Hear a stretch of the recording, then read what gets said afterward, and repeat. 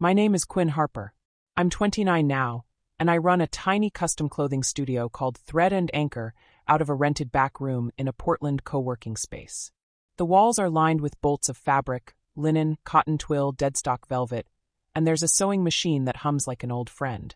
I make dresses, shirts, jackets for people who want something that fits their body and their story, not just a size tag.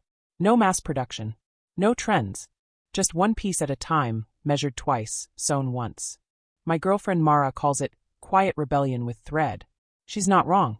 9 years ago I was 17, standing in the living room in a prom dress the color of midnight ocean. Mom had bought it 2 weeks earlier, deep blue satin off the shoulder floor length. She'd smiled in the store mirror when I twirled, said, "You look like a princess, baby." I believed her. I spent the week practicing how to walk in the heels I borrowed from my cousin, how to pin my hair so it wouldn't fall in my face when I danced with my girlfriend, Ellie. The morning of prom she knocked on my door. I was already in the dress, nervous, happy. She looked at me for a long second, then said, "We need to return it." I laughed. Thought it was a joke. She didn't laugh back. "We can't afford to support your delusions. Take it off. We're going back to the store right now." Delusions. That word landed like a slap. She meant Ellie. She meant me liking girls. She meant the way I'd started wearing my hair short and stopped pretending to care about church youth group. I stood there in the dress while she waited. I took it off, folded it carefully on the bed like it was still mine. We drove to the mall in silence. She handed it to the clerk, got the refund, put the cash in her purse. I wore jeans and a borrowed hoodie to prom. Ellie met me at the gym doors, hugged me tight, whispered, "You look perfect." We danced anyway. Slow songs. Fast songs. Her hand on my back felt like the only real thing in the room. 2 weeks later they were gone. I came home from my after-school shift at the thrift store to find the house empty. No cars in the driveway. No note on the table. Just a for sale sign staked in the front yard and a text from Mom. "We moved. You refused to follow house rules. Good luck." I stood in the empty living room until the real estate agent showed up for a walkthrough. She looked surprised to see me. I thought the family had already left. I nodded. Left too. I couch surfed for months. Friends from school, then friends of friends. Slept on futons, air mattresses, floors. Worked retail, clothing racks, folding sweaters, smiling at customers who complained about prices. Saved every paycheck. Bought a cheap secondhand sewing machine off Craigslist for $80. It jammed every 10 minutes, but it worked. I started sewing at night. Fixed hems for coworkers. Made patches for jackets. Altered prom dresses for girls who couldn't afford new ones. Posted pictures on Instagram, simple shots on my phone, bad lighting but honest. Custom fixes. Message me. Orders came slow. A skirt here. A jacket patch there. Enough to buy better thread, better needles, a second machine when the first one finally died. I moved into a shared house with 5 other people. Tiny room, shared kitchen, constant noise. I sewed in the corner by the window.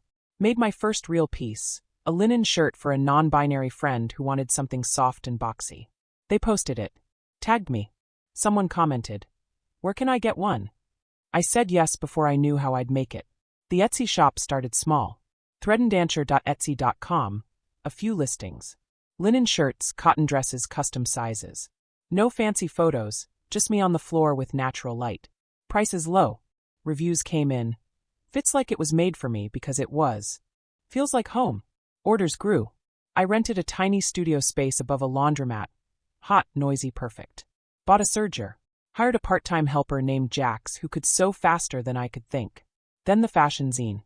A local queer magazine reached out. "We love your work. Can we feature you in our spring issue?" They sent a photographer. We shot in the studio. Me pinning a hem, me cutting fabric, me laughing at Jax's bad jokes. The article came out. Quinn Harper, threading a new path. Full-page spread. My face. My hands. My clothes on real people. They called it Quiet Rebellion sewn into every seam. That's when they saw me. Mom's email arrived 3 days later. Subject: "We saw the magazine. We're so proud." I read it sitting on the studio floor, surrounded by fabric scraps. "Sweetheart, the article is beautiful. You always had a gift with your hands. We made mistakes. Your choices were hard for us. We thought leaving would help you grow up. We never meant to hurt you. Your dad's heart is failing. Surgery next month. The bills are crushing us. If you could help even a little, it would mean everything. We love you. We want you home. Mom." I laughed, short, bitter. Home. Dad emailed next. Impressive spread. We always encouraged your creativity. Medical costs are high. A loan would help. We'll pay you back. Let's put the past behind us. Then my sister Rachel. Hey Quinn. The magazine is everywhere. Mom cries when she sees it. Dad's scared. They're talking about selling the house. If you could spare something for the surgery, we'd be grateful. We miss you. Miss me. I thought about prom night. The dress on the bed. The drive to the mall. The empty house. The nights I slept in my car because no one answered. The years I sewed in corners, hiding from the cold. I opened a reply. One line. I graduated high school. You weren't there. I built this without you. I'm keeping it that way. Sent. Blocked them all. Mom started a prayer chain on Facebook. Public, of course. Posted the magazine photo with a caption. My prodigal daughter is talented. Praying she returns to help with Dad's heart surgery. God works in mysterious ways. Comments. Praying hard. Family is everything. Come home, Quinn. I didn't engage. I kept sewing. Kept posting. Kept saying yes to clients who needed clothes that fit their bodies and their truths. Last month I got a message from my niece, Rachel's daughter, now 8. She'd found my shop online somehow. Aunt Quinn? Mom says you make pretty clothes. Can you make me a dress for my birthday? Blue like the ocean. I answered her directly. Hey kiddo. I'd love to. When you're older and you want to come find me, I'll make you anything you like. No rush. I'll be here. No reply from Rachel or Mom. That's okay. Now the studio is busier than ever. I sew late some nights, radio on low, Scout curled under the table. Mara brings dinner and sits on the floor sketching while I work. Jax blasts music when we're finishing big orders. Clients leave notes. Thank you for seeing me. This is the first dress that feels like mine. I don't hate them anymore. Hate is heavy, and I'd rather carry fabric. I don't forgive them either. Forgiveness isn't owed to people who return dresses and rewrite your life. I just chose different. Chose the people who stay. Chose the needle that stitches instead of the door that locks. Sometimes I think about that blue satin dress. The way it felt when I twirled in the mirror. The way it felt when I folded it on the bed. I don't miss it. I make my own dresses now. And they fit.